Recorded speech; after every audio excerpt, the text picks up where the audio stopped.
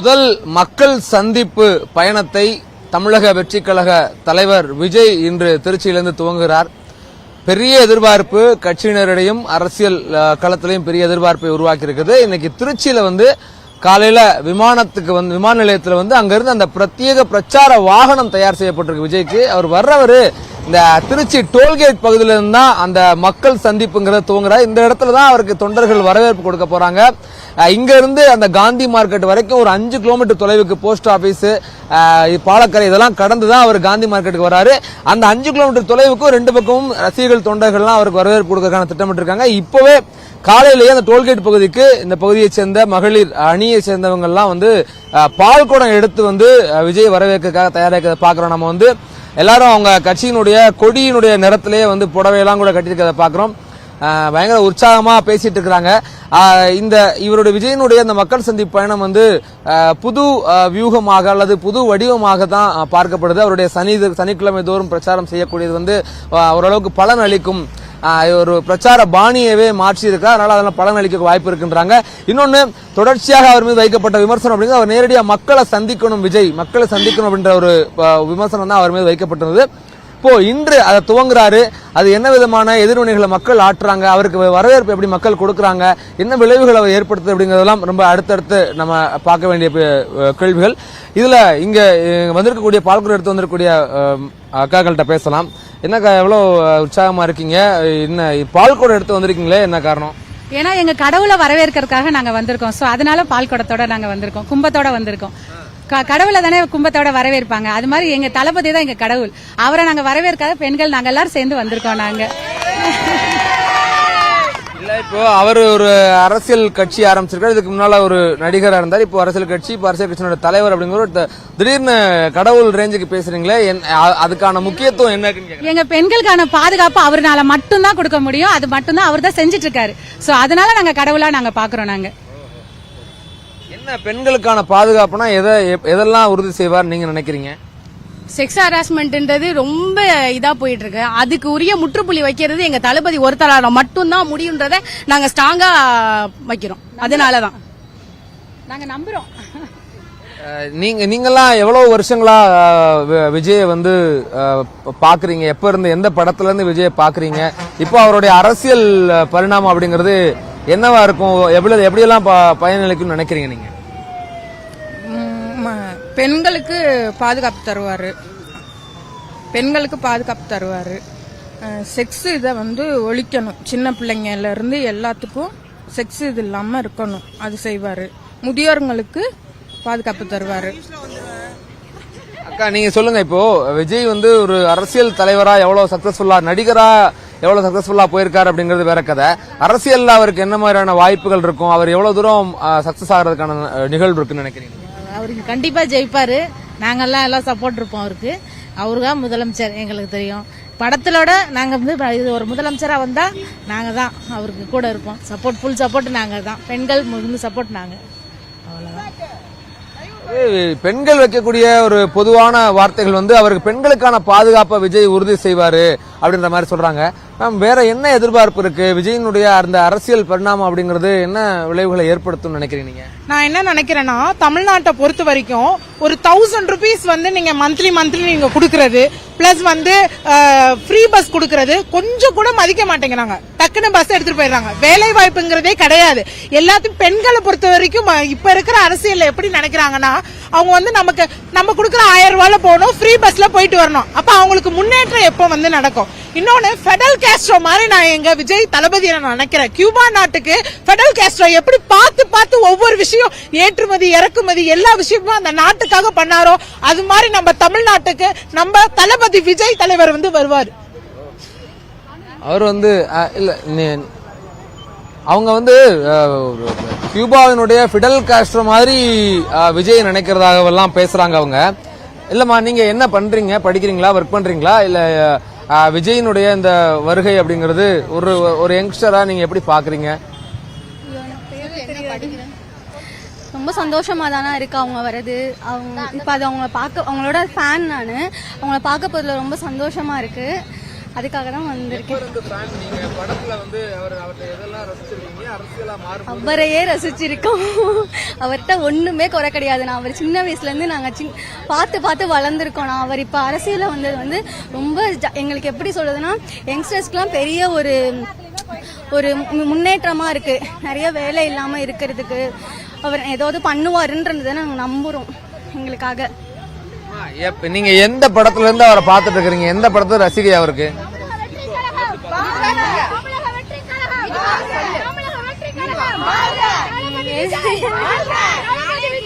பாத்துட்டு இருக்கோம் சார். அப்பயே சூப்பரா இருந்துச்சு. ஃபர்ஸ்ட் படமே அவருக்கு நல்லா இருந்தது சார். அதுல இருந்து அவர் ரொம்ப எனக்கெல்லாம் ரொம்ப பிடிக்கும். அதனால ரசிகை சார். 25 வருஷம் ரசிகை. நாளைய தீர்ப்பு நடிச்சவருக்கு மக்கள் என்ன தீர்ப்பு? அதான் நாளைய தீர்ப்புல இருந்து பாக்குறீங்க. அப்ப அவருக்கு மக்கள் அளிக்கக்கூடிய தீர்ப்பு என்னவா இருக்கும்னு நினைக்கிறீங்க? நல்ல தீர்ப்பா இருக்கும் சார். அவர் தான் வருவாரு, முதலமைச்சர் அவர் தான் வருவாரு சார். அவங்க ரொம்ப கான்பிடென்ட்டா இங்க இருக்கக்கூடிய மகளிர் அணியை சேர்ந்தவங்க எல்லாம் பேசக்கூடியதை பாக்குறோம். இளம் பெண்கள் எல்லாம் பேசக்கூடியதை பாக்குறோம். அவங்க எல்லாருக்கும் ஒரு பொது எதிர்பார்ப்பு என்னன்னா, அவர் வந்து ஒரு மாற்றத்தை கொண்டு வருவாரு, பெண்கள் நலன் சார்ந்த நிறைய விஷயங்களை முன்னெடுப்பாரு அப்படிங்கிறாங்க. நிறைய ஒரு மாடல் சிஸ்டமாக இதை உருவாக்க முடியும். தேர்தல் அறிக்கையில கூட அப்படியான விஷயங்கள்லாம் இடம்பெறுவதற்கான வாய்ப்புகள் இருக்குன்ற மாதிரியான நம்பிக்கையெல்லாம் தெரிவிக்கிறாங்க.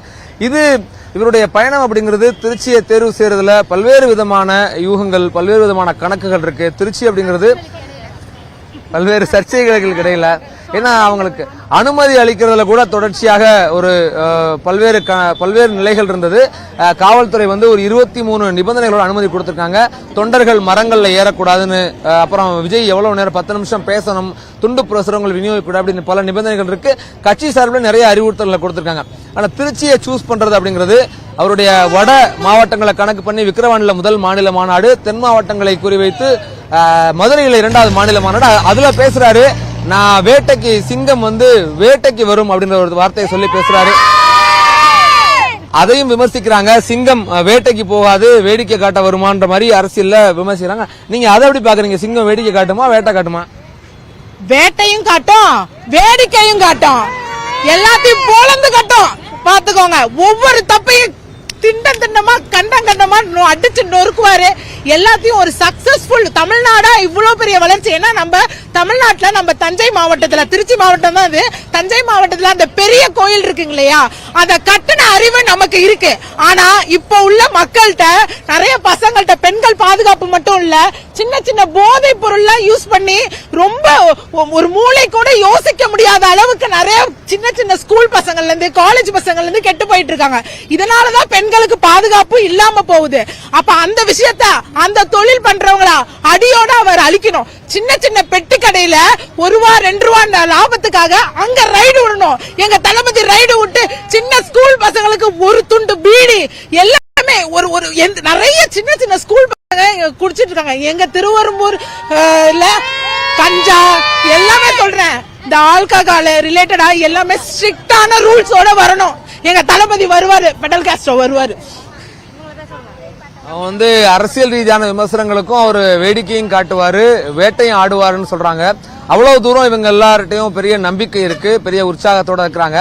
பட் அது என்னவாக கன்வெர்ட் ஆக போகுது அப்படிங்கிறது தொடர்ச்சியா வைக்கக்கூடிய ஒரு விமர்சனங்கள்ல ஒண்ணு என்னன்னா, விஜய்க்கு கூடக்கூடிய கூட்டம் தான் அது எல்லாம் வாக்கா மாறாத விமர்சனங்கள்லாம் தொடர்ச்சியா வைக்கப்பட்ட நிலையில நீங்க எப்படி நினைக்கிறீங்க? கூட்டம் எல்லாம் வாக்காகும் நினைக்கிறீங்களா மேம்? நீங்க உங்களுக்கு எப்படி தோணுது? கண்டிப்பா இந்த கூட்டம் எல்லாமே வாக்கா இருக்கறனாலதான் எங்க தளபதி 2026ல கண்டிப்பா சிஎம்மா உட்காருவாப்ல. அவங்க காசு செலவு பண்ணி அவங்களே வந்து பாக்குறதுக்கு ஓட்டா மாறாதா சொல்லுங்க? ஏன் வேஸ்ட் ஆக்கி வர்றாங்களா?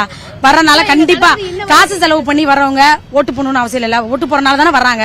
நாங்க யாருக்கும் எந்த காசுமே எதுவுமே கொடுக்கறது கிடையாது. அவங்களாவே தான் எல்லாருமே வாலண்டரியா வர்றாங்க. அதனால கண்டிப்பா சிஎம் ஆவாரு. உண்மை.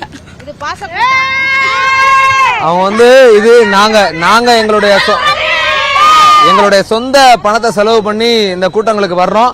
அதனால வந்து இது எல்லாமே வாக்கு தான். நாங்க எல்லாம் ஓட்டு போடுற ஆட்கள் தான். நேரடியாக நாங்களே செலவு பண்ணி வர்றோம். எங்களுக்கு யாரும் பணம் கொடுத்து வரதில்லைன்ற மாதிரியான கருத்துக்கள்லாம் பெண்கள் பதிவு செய்ய முடியுது, பார்க்க முடியுது. நீங்க அவருடைய இந்த திருச்சி அவர் தேர்வு செஞ்சதும், திருச்சியில் அவர் செய்யக்கூடிய பிரச்சார பயணங்களும் எப்படி இருக்குன்னு நினைக்கிறீங்க?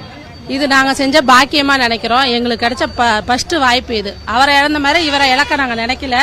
தமிழக மக்களுக்கும் சரி, பெண்களுக்கும் சரி நல்ல பாதுகாப்பு கொடுக்கறதுனால நாங்க எங்க தலைவரை எப்பயுமே தேர்ந்தெடுத்து அவர் கூடயே நாங்க பயணம் செய்வோம். யாரை இழந்த மாதிரி இருக்கலாம்? எம்ஜிஆர் இழந்துட்டோம், கேப்டன் இழந்துட்டோம். அடுத்தது இவர் எங்க தளபதி, எங்க குடும்பம், எங்க பிள்ளைங்க எல்லாம் நல்லா இருக்கணும்னா நாங்க இவரை தேர்வு செஞ்சிருக்கோம். நீங்க அப்ப எம்ஜிஆர் விஜயகாந்தனுடைய வரிசையில தான் விஜயம் பாக்குறீங்க? ஆமா, அவர் இதுலதான் நாங்க பாக்குறோம். நல்ல உள்ள வேணும் இல்லைங்களா, அது இவர்கிட்ட இருக்குல்ல, எப்பயும் மக்களை பாதுகாப்பாரு, அதனால நாங்க இவரை தேர்ந்தெடுத்திருக்கோம். அவங்க வந்து எம்ஜிஆர் விஜயகாந்தனுடைய வரிசையில வந்து இப்போ விஜயை வச்சு நாங்க பாக்குறோம், அவங்ககிட்ட இருந்து நல்ல உள்ளம் இவர்கிட்ட இருக்கு அப்படின்ற மாதிரியான வார்த்தைகள்லாம் இந்த பெண்கள் பதிவு செய்யறாங்க. இன்னும் சொல்லணும்னா விஜயே கூட விஜயகாந்த் தரப்புல, தேமுதிக தரப்புல மட்டும் விஜயகாந்தை பயன்படுத்தக்கூடாதுன்ற விஷயங்கள் இருக்கிறதுனால அதை தவிர்த்து அவர் நேரடியாகவே எம்ஜிஆரையும் அண்ணாவையும் தன்னுடைய மதுரை மாநாட்டில் வந்து நேரடியாக அவருடைய படத்துல அவரோட சேர்த்து அவங்களுடைய படங்களோட சேர்ந்து அவர் பிரச்சாரத்துக்கு துவங்கி இருந்தாரு. அதுல வாகை சூடும் இந்த வரலாறு திரும்புகிறது அப்படின்ற ஒரு வரியை முன்வச்சு இந்த பிரச்சார பயணம் துவங்குது.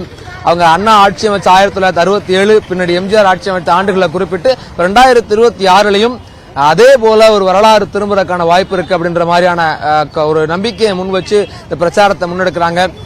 இது என்ன விதமான தாக்கத்தை ஏற்படுத்த போகுது அப்படிங்கறதெல்லாம் பெரிய கேள்விகளை உருவாக்கிய நிலையில திருச்சி அப்படிங்கிறது தமிழகத்தினுடைய மையம். இன்னும் சொல்லணும்னா இவர் இந்த பிரச்சாரத்தை அன்னைக்கு துவங்க போற இடம் காந்தி மார்க்கெட் மரக்கடை பகுதி அப்படிங்கிற இடத்திலேயே எம்ஜிஆருக்கு சிலை வைக்கப்பட்டிருக்குது. அந்த இடத்துல எம்ஜிஆரும் பலமுறை பிரச்சார கூட்டங்கள் நடத்தியிருக்காரு. தொடர்ச்சியா காங்கிரஸ் கட்சி துவங்கி திமுக வரைக்கும், திமுகவுக்கெல்லாம் திருப்புமுனை பகுதி அப்படின்னு சொல்லக்கூடிய அளவுக்கு ஒரு முக்கியத்துவமான மாவட்டம் திருச்சி. இப்ப இங்க இருந்து அந்த பிரச்சாரம் துவங்குறாங்க. மதுரை மாநாட்டுக்கு பின்பாக 2 இடங்கள்ல மாநாடே நடத்தக்கூடிய அப்படின்ற எதிர்பார்ப்பு இருந்தது. டெல்டா பகுதியிலையும் கொங்கு பகுதியிலும் மாநாடு நடத்த போறாங்க. அதுக்கு முன்னாடியே அதிரடியா இந்த பிரச்சாரம் துவங்கி இருக்காரு. 15ஆம் தேதி வந்து திமுகவினுடைய அந்த 30 விழா நடக்கிறதுக்கு முன்னாடியே இந்த பிரச்சாரத்தை துவங்கி இருக்காரு. இந்த வடிவமும் பிரச்சார வடிவமும் சனிதோறும் பிரச்சாரம் அப்படிங்கிறதும் ஒரு புது வடிவமாக பார்க்கப்படுது. இது எல்லாம் இந்த பிரச்சார வடிவம், இந்த திருச்சியிலிருந்து துவங்கக்கூடிய முதல் மக்கள் சந்திப்பு பயணம், இதெல்லாம் என்ன மாதிரியான மக்கள் என்ன வரவேற்பு கொடுக்க போறாங்கன்றது ரொம்ப முக்கியமானது. இன்னைக்கு ஒரே நாள்லயே 3 மாவட்டங்களுக்கு போறாரு. திருச்சியில வந்து காலையில 10:35 மணிக்கும், அது தொடர்ந்து அரியலூர்ல பழைய பேருந்து நிலையத்துக்கிட்ட 1 மணி அளவுலையும், அப்புறம் பெரம்பலூர்ல குன்னம் பேருந்து நிலையம் பக்கத்திலையும், வானொலி நிலையத்து பக்கத்திலையுமே வந்து 2 இடங்கள் பிரச்சாரம் பண்ணி 4 இடங்கள்ல இன்னைக்கு ஒரே நாள்ல பிரச்சாரம் செய்யறாரு. ஆக இந்த பிரச்சாரத்தை இன்னைக்கு மக்களை சந்திக்க போறாரு. மக்கள் சந்திக்கணும்னு விஜய் மேல வைக்கப்பட்ட தொடர் விமர்சனங்களை கடந்து மக்கள் சந்திப்ப விஜய் இன்னைக்கு துவங்குறாரு. அதனால இந்த ரசிகர்கள் தரக்கூடிய எதிர்பார்ப்பு, அரசியல் களத்துல அவர் மீது வைக்கப்பட்ட விமர்சனங்களுக்கு அவர் சொல்லக்கூடிய பதில் என்னவாக இருக்க போகுது? ஏன்னா அவர் விட்டிருந்த அறிக்கையிலேயே மனசாட்சி உள்ள மக்களாட்சி அமைவதற்காக நாங்க முயற்சி எடுக்க போறோம்ன்ற வார்த்தைகளை முன்பு செஞ்சாரு. இது எல்லாம் எவ்வளவு தூரம் மாறுது, இவங்க இருக்கக்கூடிய எதிர்பார்ப்புகளும் நம்பிக்கைகளுக்குமான தீர்ப்பு என்னவாக மாறப்போகுது அப்படிங்கறதையும் மக்கள் பிரச்சாரங்கள் தோறும் தொண்டர்கள் ரசிகர்களுக்கு அப்பாற்பட்டு பொதுமக்கள், வெகுஜன மக்கள் அளிக்கக்கூடிய ஒரு வரவேற்போ, வெகுஜன மக்கள் எப்படி அவரை ரிசீவ் பண்றாங்க, அவர் என்ன பேச போறாரு அப்படிங்கிறது ரொம்ப முக்கியமானதா இருக்கு. இதுதான் அதாவது மாநாடுகள்ல வந்து அவர் நேரடியாக அரசியல் சார்ந்து அவர் யாரை எதிர்க்கிறாரு, அவங்க ஏன் எதிர்க்கிறாரு, அவருடைய அரசியல் நகர்வுகள் எப்படி இருக்குன்ற மாதிரியான விஷயங்கள்லாம் பேசினாரு. சில விஷயங்களை மறைமுகமாகவும் சில விஷயம் நேரடியாகவும் பேசினாரு. ஆனா அந்த பிரச்சாரத்தில் அவர் என்ன பேச போறாங்கிறது ரொம்ப முக்கியமானதா பார்க்கப்படுது. ஏன்னா மாநாடுகள்ல வந்து அவர் நேரடியாக மக்களுடைய மக்கள் பிரச்சனைகளை பத்தி எங்கேயும் அட்ரஸ் பண்ணல. அதனால அதையெல்லாம் இப்ப பேசுறதுக்கு வாய்ப்பு இருக்கு. ஏன்னா இப்போ பிரச்சாரங்கள்ல தொகுதி வாரியா போகாம மாவட்ட வாரியா போறதுனால இப்ப திருச்சி மாவட்டத்துக்கு கிட்டத்தட்ட ஒரு 9 சட்டமன்ற தொகுதி இருக்குது.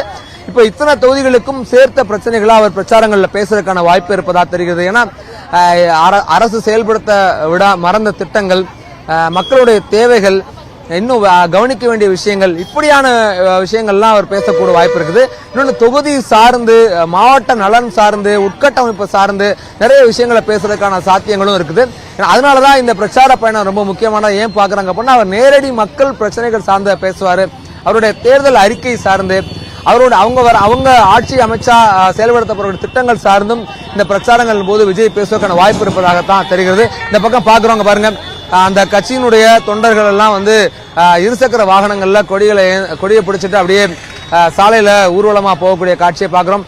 தொடர்ச்சியா அவங்க வந்து சில அறிவுறுத்தல்கள்லாம் கட்சி சார்பில் கொடுத்தாங்க. வாகனங்கள்ல முன்னாடியோ பின்னாடியோ விஜயை பின்தொடர்ந்து ரசிகர்கள் வர வேண்டாம், தொண்டர்கள் வர வேண்டாம்னு சொல்லியிருந்தாங்க.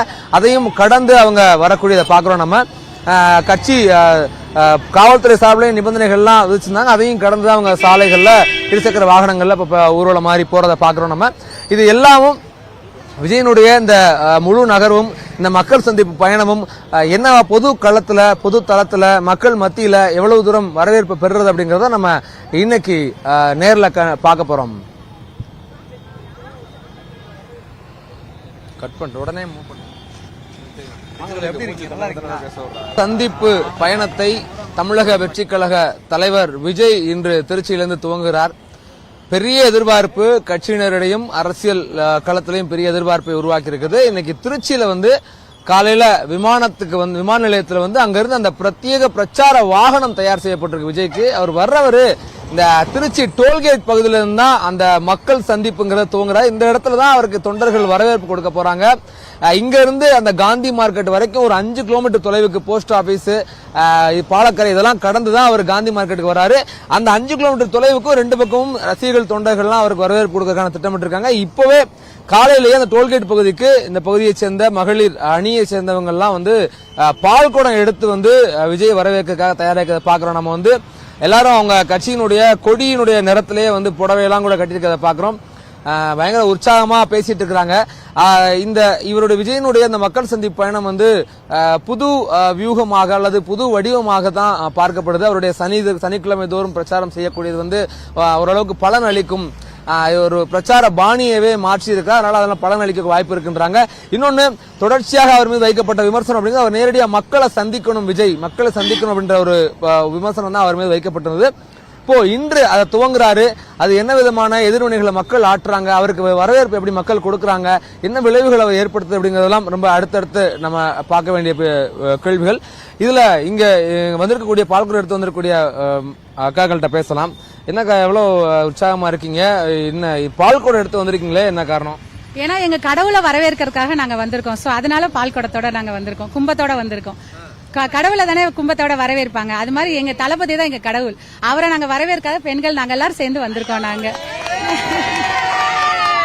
இப்போ அவர் ஒரு அரசியல் கட்சி ஆரம்பிச்சிருக்காரு. இதுக்கு முன்னால ஒரு நடிகரா இருந்தார். இப்போ அரசியல் கட்சி, இப்போ அரசியல் கட்சியோட தலைவர் அப்படிங்கிற திடீர்னு கடவுள் ரேஞ்சுக்கு பேசுறீங்களே, அதுக்கான முக்கியத்துவம் என்ன? எங்க பெண்களுக்கான பாதுகாப்பு அவர்னால மட்டும்தான் கொடுக்க முடியும். அது மட்டும்தான் அவர் தான் செஞ்சிட்டு இருக்காரு. சோ அதனால நாங்க கடவுளா நாங்க பாக்குறோம். நாங்க என்ன பெண்களுக்கான பாதுகாப்புனா எதெல்லாம் உறுதி செய்வார் நீங்க நினைக்கிறீங்க? செக்ஸ் ஹராஸ்மெண்ட்ன்றது ரொம்ப இதா போயிட்டு இருக்கு. அதுக்கு உரிய முற்றுப்புள்ளி வைக்கிறது எங்க தளபதி ஒருத்தரால மட்டும்தான் முடியுன்றதை நாங்க ஸ்ட்ராங்கா வைக்கிறோம். அதனாலதான் நாங்க நம்புறோம். நீங்கெல்லாம் எவ்வளவு வருஷங்களா விஜய பாக்குறீங்க? எப்ப இருந்து, எந்த படத்துல இருந்து விஜய பாக்குறீங்க? இப்போ அவருடைய அரசியல் பரிணாமம் அப்படிங்கறது என்னவா இருக்கும்? எப்படியெல்லாம் பயனளிக்கும் நினைக்கிறீங்க நீங்க? பெண்களுக்கு பாதுகாப்பு தருவாரு, பெண்களுக்கு பாதுகாப்பு தருவாரு. செக்ஸ் இதை ஒழிக்கணும். சின்ன பிள்ளைங்கல இருந்து எல்லாத்துக்கும் செக்ஸ் இது இல்லாம இருக்கணும், அது செய்வாரு. முதியோர்களுக்கு பாதுகாப்பு தருவாரு. அக்கா நீங்க சொல்லுங்க.